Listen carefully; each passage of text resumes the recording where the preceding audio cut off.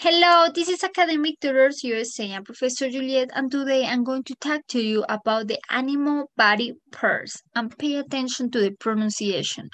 Paws, hooves, tentacles, fur, spats, stripes, spines, snow, pouch, tail, antlers, fangs, horns, wings, whiskers, a beak, tags, and ears.